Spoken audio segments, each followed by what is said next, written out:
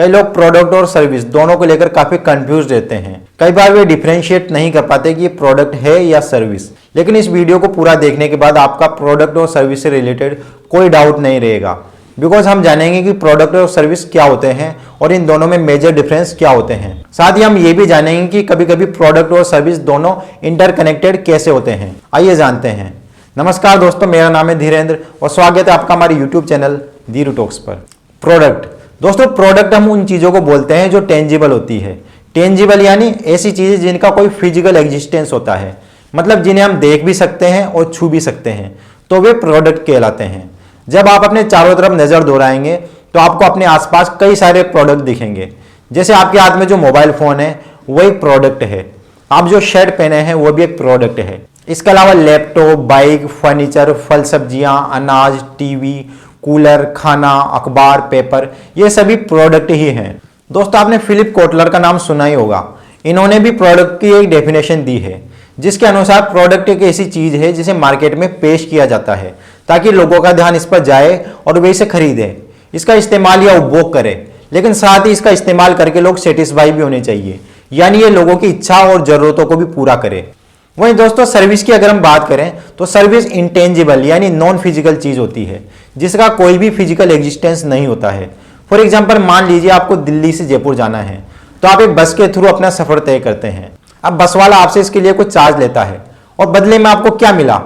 आपको बस तो मिली नहीं, आपको एक फैसिलिटी मिली दिल्ली से जयपुर जाने की, जिसका कोई फिजिकल एग्जिस्टेंस तो नहीं है, लेकिन इस फैसिलिटी की वजह से आपकी दिल्ली से जयपुर जाने की इच्छा पूरी हुई।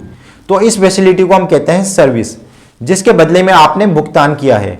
डे टू डे लाइफ में हम कई सारी सर्विसेज को यूज करते हैं।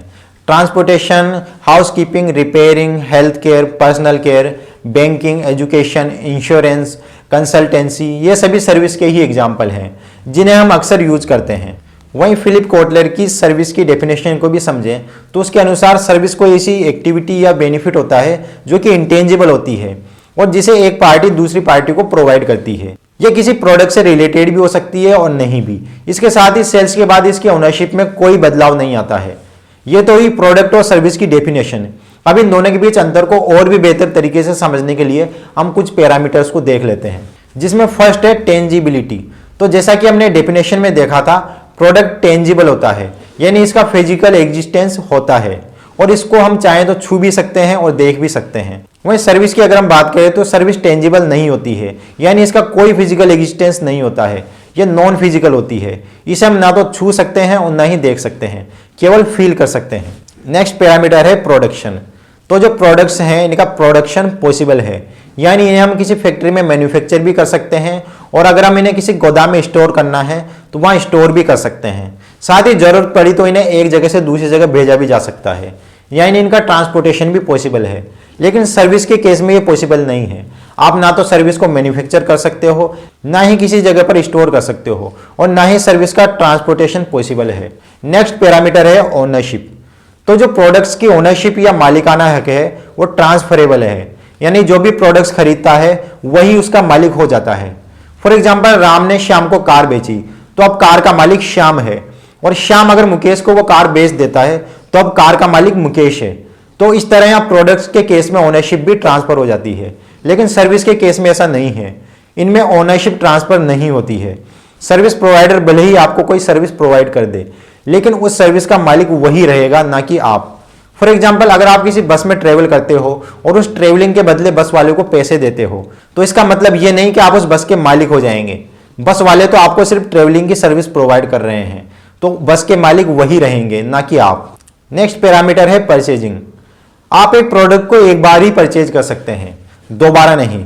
फॉर एग्जाम्पल, आपको कोई मोबाइल परचेज करना है तो आप उसे दुकानदार से एक बार ही परचेज करेंगे, ना कि बार बार।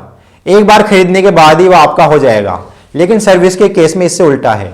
आप एक बार कोई सर्विस परचेज कर लोगे तो आप उसके मालिक नहीं बन जाते। जैसे ही उसकी वैलिडिटी खत्म हो जाती है तो आपको उसे दोबारा रिन्यू कराना होगा। फॉर एग्जाम्पल, आप अपने मोबाइल का रिचार्ज कराते हैं तो कंपनी आपको 1 महीने की कॉलिंग की फैसिलिटी देती है। जैसे ही 1 महीना कंप्लीट हुआ तो आपको दोबारा रिचार्ज कराना होगा, वरना आपकी सर्विस बंद हो जाएगी। तो प्रोडक्ट खरीदने पर आपको एक बार ही पेमेंट करना होता है, लेकिन सर्विस के केस में आपको बार बार रिन्यू कराना होता है। नेक्स्ट पैरामीटर है चेकिंग। दोस्तों प्रोडक्ट का एक बेनिफिट ये होता है कि आप इसे खरीदने से पहले चेक कर सकते हैं। आप इसे छू कर या टेस्ट करके देख सकते हैं कि ये आपके लिए सही चॉइस है या नहीं। फॉर एग्जाम्पल आप अपने लिए कोई शर्ट खरीदने जाते हैं तो आप चाहें तो उस शर्ट को पहले पहनकर देख सकते हैं कि आपके फिट रहती है या नहीं, लेकिन ये ऑप्शन आपको सर्विस में नहीं मिलेगा। आप वहां चेक नहीं कर सकते, वहां तो आपको डायरेक्ट सर्विस परचेज करनी होगी। नेक्स्ट पैरामीटर है रिटर्न।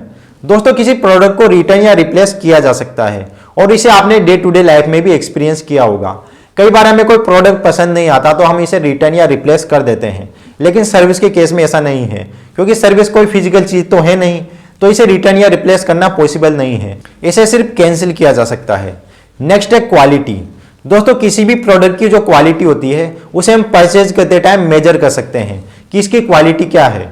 फॉर एग्जाम्पल अगर आप कोई खाने का आइटम खरीदने जाते हैं तो आप उसे खरीदने से पहले उसकी क्वालिटी मेजर कर सकते हैं, लेकिन सर्विस के केस में ऐसा करना पॉसिबल नहीं है। आपको सर्विस की क्वालिटी उसे यूज करने के बाद ही पता लगेगी।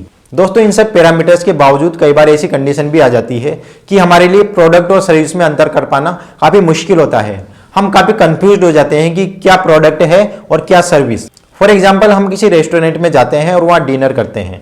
डिनर करने के बाद हम उसका भुगतान करते हैं, तो यहाँ एक कंफ्यूजन हमारे माइंड में आ सकता है कि हमने प्रोडक्ट का भुगतान किया या सर्विस का।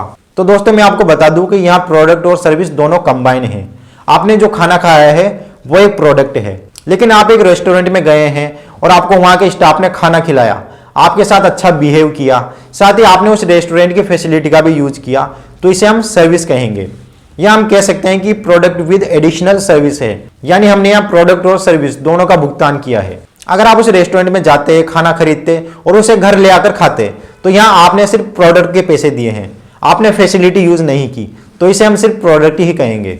इसी तरह अगर कोई पेशेंट हॉस्पिटल जाता है और वहां अपना इलाज करवाता है तो उसे दवाइयों का और उसकी हेल्थ केयर सर्विस दोनों का चार्ज देना होता है।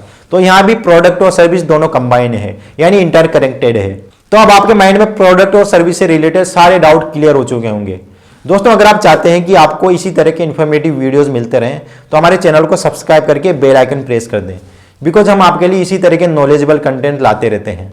इसके अलावा आप हमें फेसबुक और इंस्टाग्राम पर भी फॉलो कर लें। साथ ही वीडियो को लाइक करें और अपने दोस्तों के साथ जरूर शेयर करें।